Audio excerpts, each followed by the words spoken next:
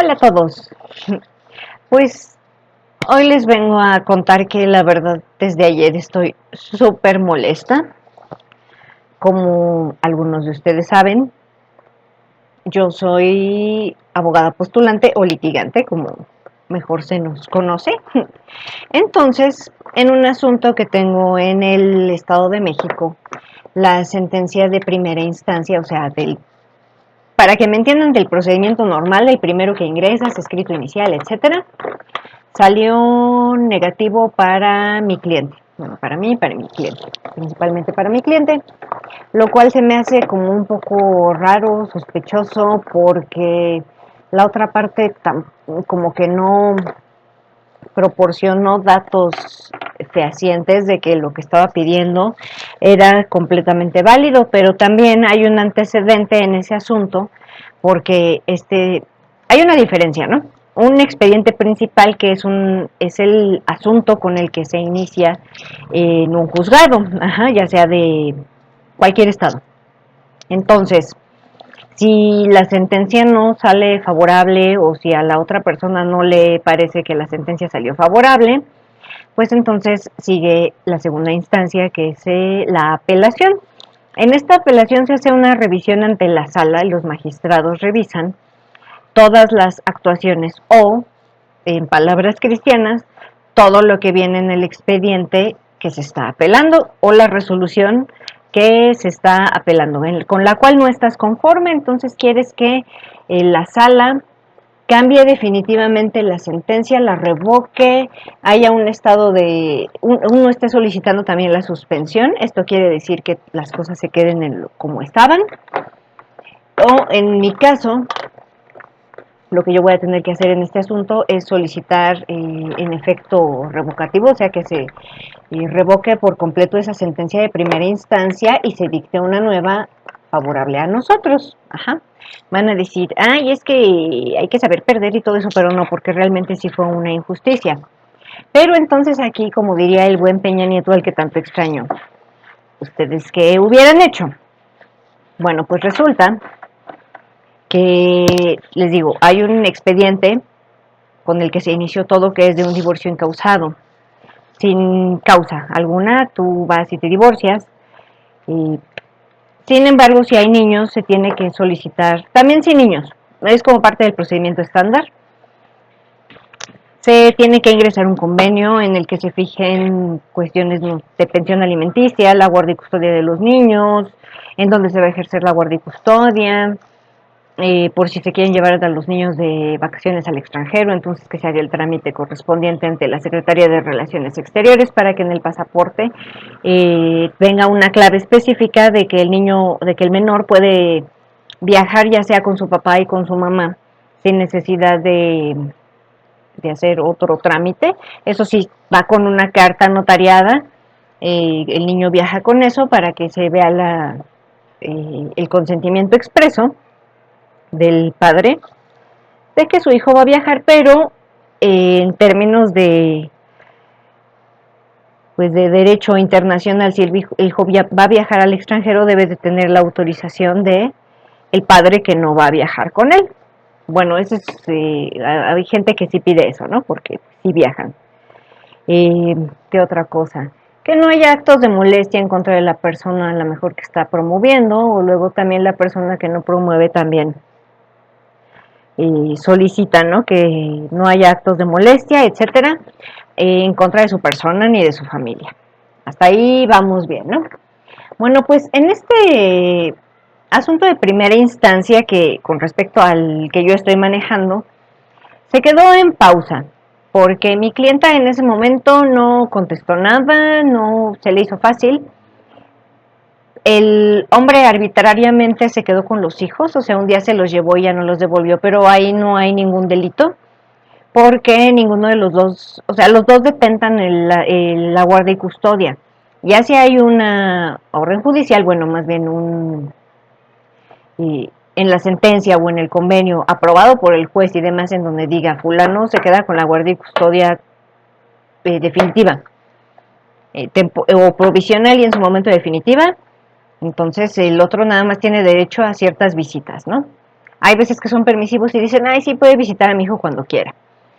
O sí, también se pueden llevar a cabo visitas en centros de convivencia, etcétera. Así como lo fije tanto la autoridad como las partes involucradas, ¿de acuerdo? También depende de la edad del niño, su condición mental, por así decirlo. Pues sí, es su condición mental, ¿para qué hablar con eufemismos? Que también se lleve con los papás, etcétera, porque también los niños no se les puede obligar tampoco a convivir con alguien que no conocen bien, que no quieren, que no se les hace cómodo, porque luego, ay, sí, voy a ver a mi papá, pero quien me cuida todo el tiempo son mis abuelos, o sea, los padres del padre, ¿no? O mis tíos, o mi papá me lleva a fiestas y luego está todo borracho y no me hace caso y ya me quiere ir a la casa. Hay muchos casos así. Y muchas veces, desafortunadamente, sí se le ignora al niño porque es niño, son niños, no pendejos. Se le ignora al niño y no se está tomando en cuenta que el niño tiene un deseo a lo mejor de estar con su mamá o con su papá, que no hay alienación parental por parte de la persona que de verdad lo está cuidando, pero pues entonces es así cuando se están suscitando estos problemas. Pero en este caso, este señor un día se los llevó de visita, ya no los regresó, pero sin ninguna orden judicial, entonces pues realmente no, les digo, no está incurriendo en ningún delito ni en ningún desacato judicial, porque nunca se fijó quién tiene la guardia y custodia provisional o definitiva. Total, siguió pasando el asunto, entonces este hombre, a un marido de mi clienta, porque ni siquiera se ha decretado el divorcio, les digo, ese expediente principal se quedó así en ceros, parado, y ahora él está reclamando pensiones alimenticias vencidas que ella no ha pagado durante varios años supuestamente porque él tiene a los niños. Sin embargo, nunca se decretó así oficialmente que esa pensión alimenticia, él puso un número de cuenta y él quiere que se le pague a principios de mes. A mí se me hace también un poco sesgada la opinión, o más bien el criterio jurídico de ese tribunal, porque no está tomando en cuenta, ni siquiera solicitó los ingresos del padre, y cómo se desenvuelve su día a día con los hijos, porque igual el señor se va de vacaciones y dice que no tiene dinero, tiene un coche de modelo reciente, lo mantiene su mamá, pero él a veces trabaja, también lo mantiene el hermano mayor, o sea, de que tiene el dinero para mantener a los hijos lo tiene, pero solamente realmente está utilizando como dirían los abogados de antes, el aparato legal para fastidiar a mi cliente. O sea, realmente es por una cuestión personal y no una cuestión de forma y fondo de manera legal para la que esté solicitando esa pensión, porque además la pensión que está solicitando de pensiones vencidas, perdón por repetir tanto la palabra, es de 158,000 pesos. Díganme quién en su sano juicio tiene ahorita para pagar 158,000 pesos en 3 días. Total, yo le empecé a llevar el asunto porque le llegó a mi clienta la notificación del incidente de pensiones vencidas. La cantidad que estaban solicitando es de 158,000, hicieron toda una tabla pitera de cuánto debía pagar ella al mes, pero igualmente nosotros solicitamos que pues él no está manifestando ni ingresos ni nada, y si tiene, y además si él no tiene ingresos, entonces ¿para qué quiere a los niños? Y además la mamá y el papá o el hermano también se pueden hacer cargo de él según la ley. Bueno, son casos en específicos, ahorita no se los voy a explicar así ampliamente, pero sí dice, si el progenitor no tiene dinero para pagar, pues puede ser el ascendente en primer línea, o sea, sus padres o algún hermano, etcétera. O sea, viene ahí como explicado todo un árbol genealógico de quién se puede hacer cargo de la manutención de esos menores o de ese menor, ¿ok? El chiste es que el menor no quede en estado de indefensión. Sin embargo, mi clienta no puede tener como acceso a las visitas tan seguido, incluso la amenazaron con que mientras esté lo de la demanda no podía verlos, afortunadamente ya pudo verlos en un momento. Él tiene 2 hijos, el hijo mayor ya dijo que no quiere estar con el papá, que quiere volver con su mamá, y el hijo pequeño pues por desgracia hay uno que siempre es como más influenciable o ya se hizo más como al modo y está también en su derecho, ¿no? Que quiere quedarse él con su papá, ¿no? Entonces yo le dije a mi clienta, vamos a empezar también con lo del divorcio. Eso no se puede quedar así, porque de esa manera entonces ya también tú vas a estar peleando la guardia y custodia de tus hijos, y de esa manera también tú puedes solicitar una pensión y tal vez hasta se llegue a un acuerdo, que no lo creo, porque yo sí veo a la contraparte muy empeñada en que mi clienta pague esa exorbitante cantidad de dinero en un lapso corto de tiempo, ¿ok? Bueno, entonces la sentencia no salió favorable hacia nosotros y el juzgado ordena que se paguen los 158,000 pesos en 3 días, o se va a ejecutar una sanción, en pocas palabras. Tiene un término, pero pues es una sanción, ¿no? Ok. Yo ayer fui a revisar el expediente, no me di todavía por notificada, le informé a mi clienta, pasa esto, pasa aquello. Ella ahorita está esperando otro hijo, un bebé, obviamente, y pues también se vienen encima gastos, pero pues como no es materia de la litis que esté embarazada, entonces pues eso no lo podemos mencionar, porque en sí lo que está pendiente es lo de la pensión de los 2 primeros hijos que tuvo con este señor, ajá, con su aún marido, ¿ok? Bueno, hasta ahí vamos bien. Les expliqué qué es lo que seguía, qué es la segunda instancia, que es la apelación. Con la apelación, ya les dije, se va a sala con magistrados, revisan todas las actuaciones hechas en ese incidente, que es lo que estoy solicitando, con sus copias y todo para que tengan el expediente, y revoquen esa sentencia y ya no pase a mayores o tenga un efecto suspensivo, en lo que a lo mejor se puede llegar a un acuerdo. El chiste es que mi clienta no pierda. Estoy ahorita informándome, haciendo escritos, solicitando sus copias certificadas porque eso es lo que se necesita, etcétera. O sea, no crean que uno como abogado ya se siente en sus laureles así de ya ganamos o ya perdimos, porque no. Ese es nuestro trabajo. Y asegurarnos que si se ganó o se obtuvo algo positivo, se mantenga de esa manera. Y si no ganamos, que de hecho no me había pasado, pues entonces se recurre a las otras instancias legales. Las instancias legales son la apelación, el amparo, la revisión y la queja. Llevan su tiempo. Y una cosa muy importante, cuestan. Yo les quiero preguntar a ustedes, y ya no como Peña Nieto, ¿ustedes creen o son de la idea de que a los abogados se les debe de pagar 3 pesos o ponerles peros cada vez que el abogado les está solicitando un dinero para, a lo mejor tu asunto es, vives aquí en la Ciudad de México, pero tu asunto es en el Estado de México? Tienes que trasladarte en lo que se te pegue tu pinche gana, pero te tienes que trasladar para allá, desmañanarte, correr los peligros, etcétera, pero es tu chamba, tú vas, estar haciendo los escritos, ingresarlos, estar checando los boletines, ir otra vez al juzgado cuando salga algún acuerdo. En este caso, pues lo que yo ya estoy haciendo es redactar la apelación, los agravios, que es lo más importante, tanto en apelación como en amparo, sustentados jurídicamente, por supuesto, y con los hechos que ya están baseados en el incidente en cuestión, ¿ok? No puede ir más allá de lo que tú estás planteando, o lo que ya se haya planteado y lo que se haya actuado en el expediente que tú estás apelando, ¿de acuerdo? No puedes solicitar más cosas ni nada.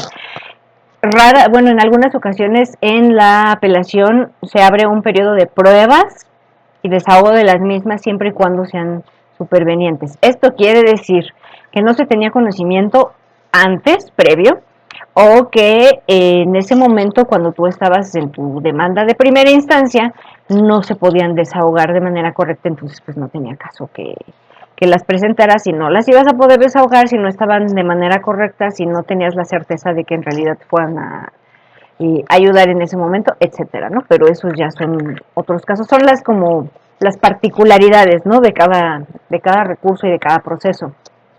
Total. Y entonces ayer fui a hablar con mi clienta y le dije esto, ya le dije vamos a hacer esto, vamos a hacer aquello.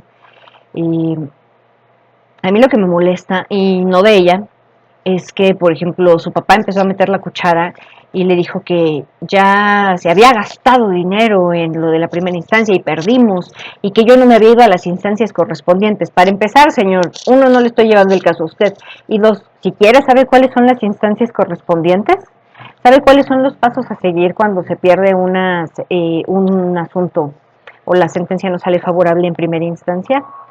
Imagino que no, pero es de esos señores sabelotodos que conocen abogados coyotes que te cobran 10,000 pesos por ir a sobornar supuestamente a un juez y ellos se quedan con esos 10,000 pesos y tu asunto se queda así. Y ya cuando se van a dar cuenta, el abogado no hizo nada, porque sí hay abogados de todas las edades que funcionan así. Son los menos, hay unos que somos muy chambeadores, que intentamos por todos los medios reducir los costos, pero también, chingada madre, y perdón que se los diga, nosotros no trabajamos de gratis.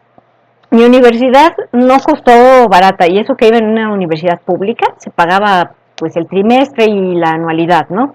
Pero pues es una universidad pública, yo soy de la Huamascapotzalco, orgullosamente. Pero también recuerdo que pues no estábamos súper bien económicamente, entonces la mayoría de los libros que nos solicitaban en cada materia, cada trimestre, o cada que le tocaba al maestro, la mayoría en mí eran copias. Mis hermanos, cuando mis hermanos estaban en la universidad, también pasábamos por una terrible crisis porque mis papás se habían divorciado, bueno, separado, y además fue la crisis del 95 en la que todo el sistema financiero colapsó a nivel mundial, entonces pues todo el mundo andaba en la chilla, y pues más cuando traes broncas personales como eso del divorcio y que las pensiones y todo eso, ¿no? Que era lo que nosotros estábamos viendo, y mis hermanos tenían casi puras copias de los libros que les solicitaban.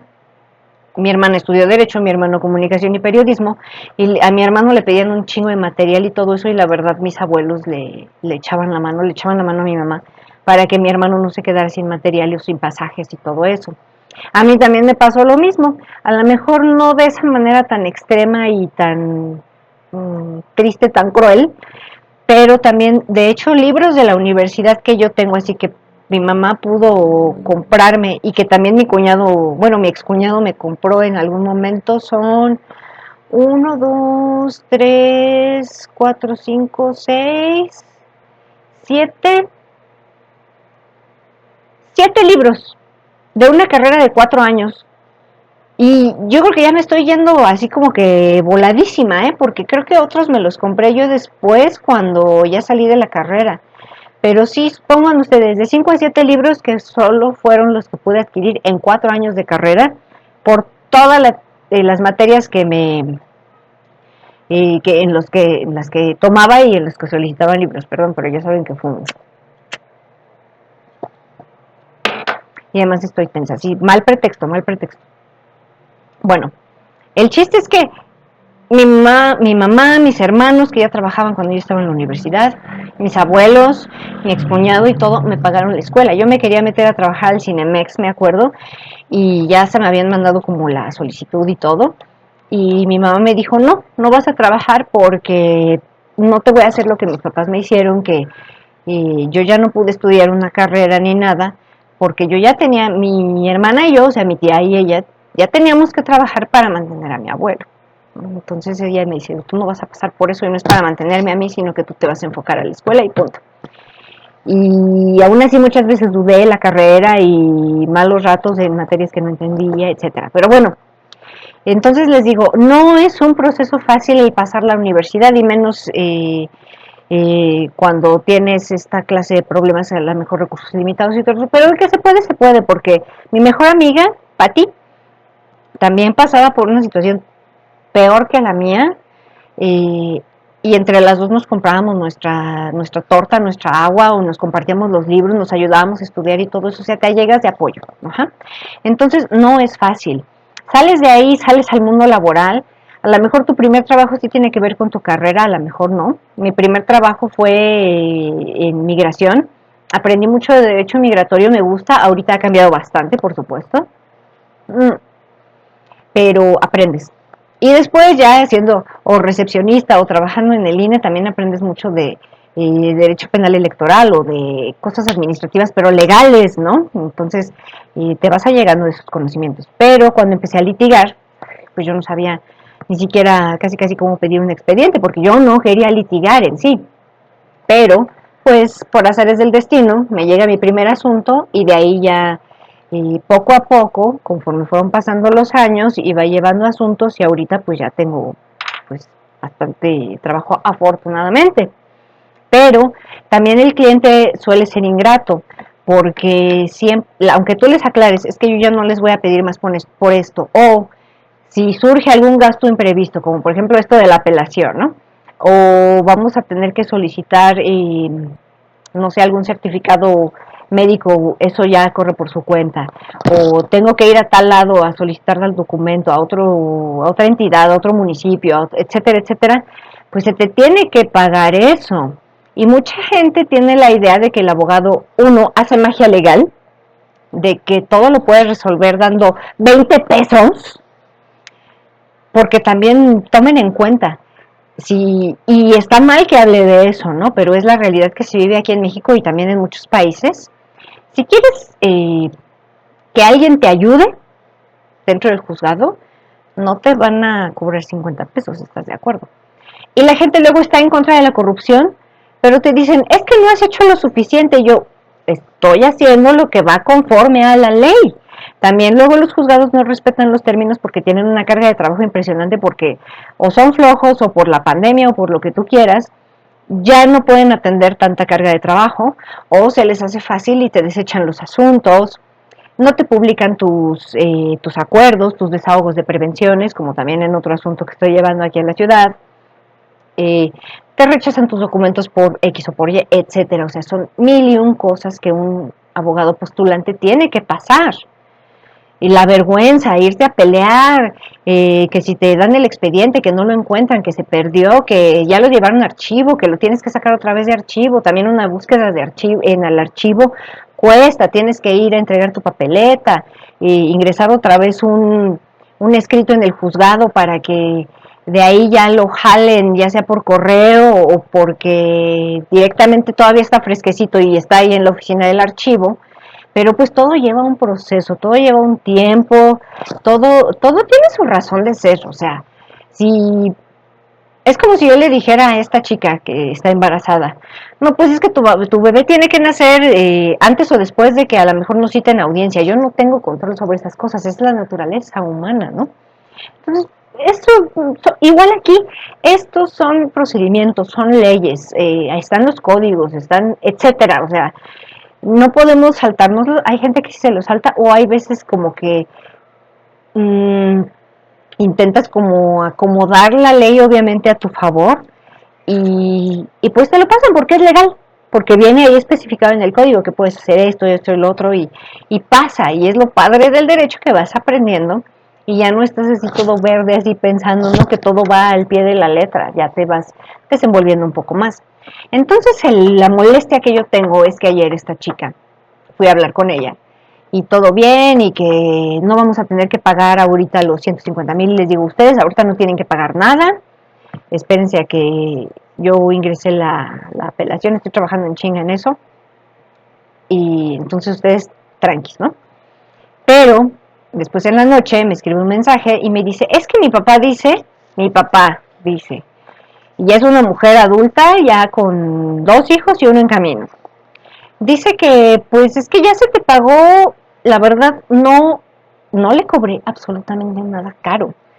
Muchos abogados, aunque no me lo crean y aunque ustedes digan, ay, no, esos abogados deben ser de despacho super ultra, no, esos todavía te cobran aún más, ajá, por un asunto como el que estoy llevando, por ir al Estado de México, por estar checando el boletín, estar ingresando promociones y todo eso, te cobran una alta cantidad de dinero. Y yo les digo, es en pagos.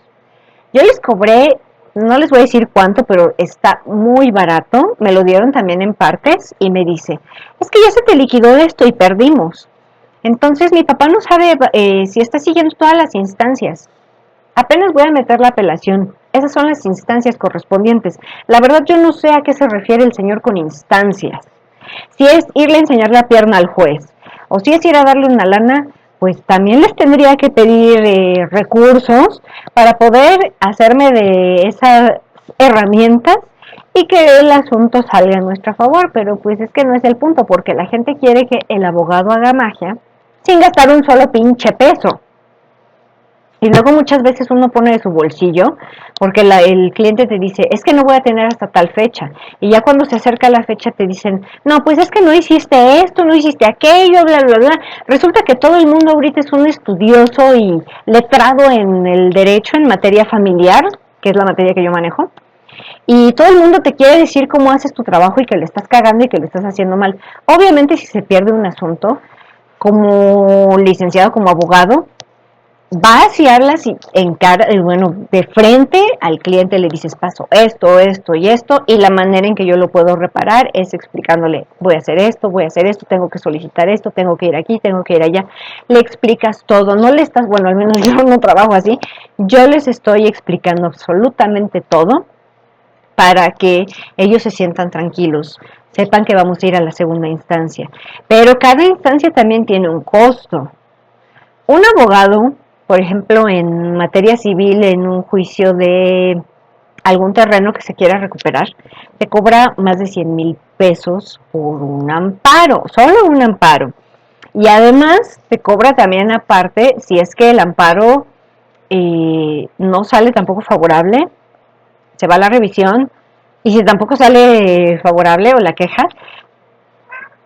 tienes que soltar como tu cliente porque yo quiero que mi asunto salga. Pero veo que a la gente le duele más el dinero que su propio asunto, que su propia seguridad, que su tranquilidad, que le recuperen, le restauren, y le devuelvan lo que perdió durante el camino, ¿no? Entonces digo, ¿de qué se trata?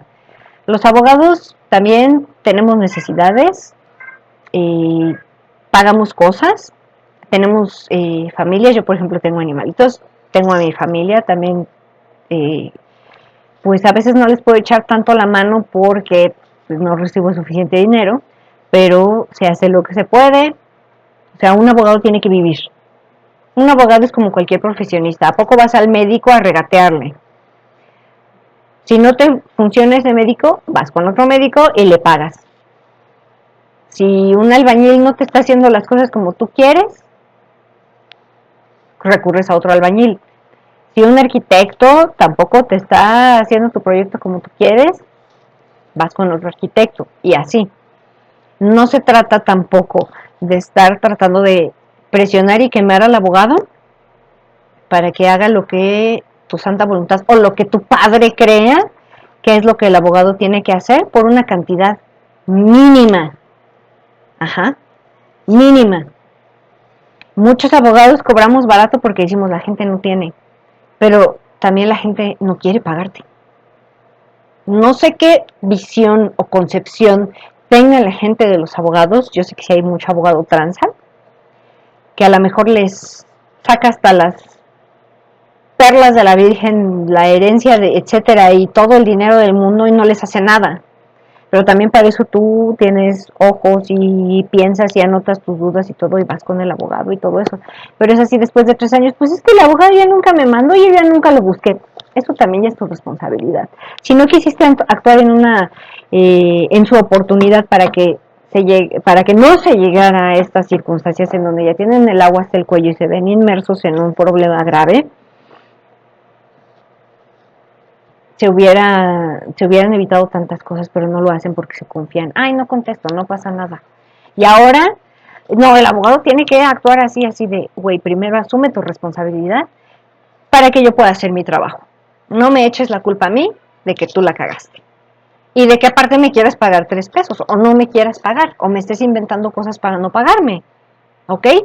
Entonces, eso es lo que me da coraje del mundo del litigio, que también si la gente no tiene el recurso, o si de plano no tiene la voluntad de pagarte, pues se puede ir a un abogado de oficio o simplemente quedarse con su asunto y esperar lo mejor que Dios les pueda dar y las consecuencias, ¿no? Entonces, también no... Ahora entiendo por qué mucho abogado se vuelve despiadado, insensible, regañón, que es muy serio con sus clientes, exigente, de que les dice a los clientes sin pelos en la lengua lo que piensa, etcétera. Ya sé, ya lo estoy viviendo y lo he vivido y todo eso, pero yo me negaba así como que, no, pues no toda la gente es igual o no todos los clientes son iguales. Sí, la mayoría. Creo que los clientes que he tenido pocos son los que realmente me han dicho, oye, es que ya se tardó mucho esto. Y les digo, es por esto y esto y esto. Te mando las fotos de lo último que salió de acuerdo y de la última promoción que metí. Y no ha salido de acuerdo, les enseño el boletín y ya me dicen, bueno, ahí me mantienes informado. Ok, ya los dejas más tranquilos, ¿no? Pero la mayoría son de así que, pues es que yo te pagué 2 pesos y no me estás haciendo nada. Y por la apelación, pues lo que me estás cobrando, que también son 2 pesos, pues es que no sé si va a salir bien. No hay garantías, es la ley. Yo no tengo control sobre lo que hace el juez de primera instancia, los magistrados de la sala, los juicios de amparo. Ajá. Yo no tengo injerencia en eso. Y yo no voy a ir a sobornar a todo el mundo porque para empezar yo creo que no hay dinero que alcance y además no soy de eso. Corre peligro mi cédula profesional, mi libertad y demás. Si a alguien se le ocurre renunciarme por incurrir a esas prácticas. Y no es que yo me haga la muy ética y la muy moral y todo eso, no, pero simplemente creo que hay líneas que no se deben de cruzar. No quiero ser Saúl Guzmán, aunque a veces me gustaría. Pero entiendes por qué la gente se va deshumanizando. Y por qué ya no les da compasión de que, es que los niños, esto, es así de, güey, tú llegaste a esta situación y cuando tuviste la oportunidad no lo solucionaste y ahorita me estás tratando de cagar a mí y tratando de enseñarme cómo hacer mi trabajo cuando uno lo pudiste haber evitado y dos no eres abogado. Entonces no me salgas con esas mamadas. Pues eso es lo que les quería contar. En este momento me voy a pintar rapidísimo porque tengo que ir a ver a una amiga. Entonces, pues se los dejo a su criterio. Quisiera saber realmente sus opiniones porque la verdad sí es un tema delicado, es un tema serio, es algo que la gente debe tomar con seriedad sus problemas legales para que después no estén chillando con que se quedaron sin dinero, pero tienen el problema y no le quieren pagar al abogado, pero quieren que se los resuelva, pero quieren todo. Discúlpenme, pero mi universidad costó, los trabajos que he tenido también es parte de la trayectoria laboral, los litigios que he llevado, etcétera, también cuestan. Me han costado noches de desvelo, peleas en el tribunal, inconformidades también de los clientes, pero pues ya los calmas, o de que al final ya no les parece lo que ellos en algún principio dijeron que sí, ahora ya no les parece y quieren que lo cambies todo mañana. No se trata de eso, entonces les digo, lo dejo a su consideración, como yo estoy hablando como abogado litigante y también como una persona normal. eh, no es porque ser abogado sea anormal, pero pues sí como ciudadano que en algún momento también va a requerir a un abogado porque también no voy a llevar mis propios asuntos y todo el tiempo, para eso luego hay especialistas y demás, entonces y piénsenlo, si están de acuerdo conmigo, si tuvieron una mala experiencia con un abogado, que muchos dicen que sí, pero luego te das cuenta de que no fue el abogado, sino que en realidad fue el cliente y él cuando te cuenta, te da su versión de la historia, pero revisas el expediente y te das cuenta de que el que la cagó no fue el abogado anterior o los abogados anteriores, porque luego tú eres como el quinto abogado que tiene que arreglar todo el puto desmadre que se hizo, entonces te das cuenta es que no fueron ellos, fue el cliente. Entonces, pues espero que este video les haya servido de algo y se aceptan opiniones, críticas, sugerencias, etcétera, respetuosamente, pero sí es algo que tenemos que considerar en la cultura que tenemos hacia la profesión y hacia el trabajo de los demás. ¿Ok? Nos vemos.